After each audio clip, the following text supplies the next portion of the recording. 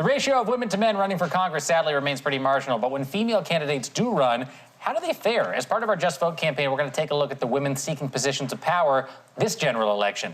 Yeah, so the Washington Post reports that when women run for Congress, they tend to be involved in fewer close races. So when women ran losing campaigns in 2012, their average loss was by a margin of 5 points more than their male counterparts. That being said, when they won, their margin of victory was also higher than men by about 2 points. So the question is, why do women tend to be involved in more divisive races than men? I know Jack is an expert in this, so I want to give you first. You know what? I'm just a big fan of more women in politics. You know, I come from a family where my mom is boss and she is That's right. the man in a woman form. And it's really important for me as someone who is a millennial, or whatever that even means these days, to see more women get involved in politics because, quite frankly, I think they're better leaders. That's awesome. I don't like to awesome. I don't like to overgeneralize when it comes to statistics like this, and I don't know the answer.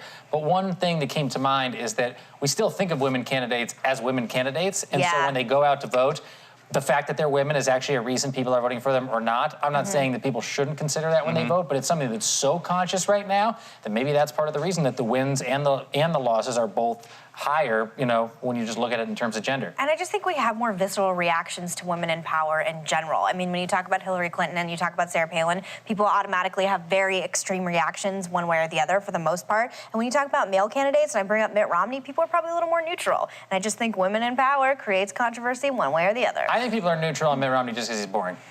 Don't be a hater. Okay, we found out Jack voted for him too, so you're outnumbered today, Jacob. All right, well, both of you are putting me to sleep.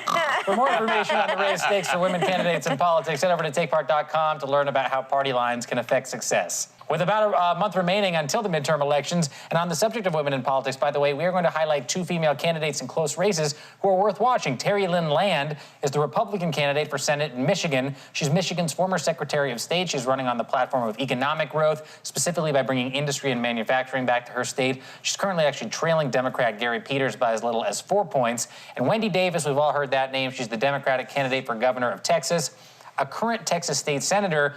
You may remember her as the woman who filibustered for 11 hours to block abortion regulation. She's currently trailing Republican Greg Abbott there. And for all the info on this year's races and for a direct link to register, visit takepart.com/justvote.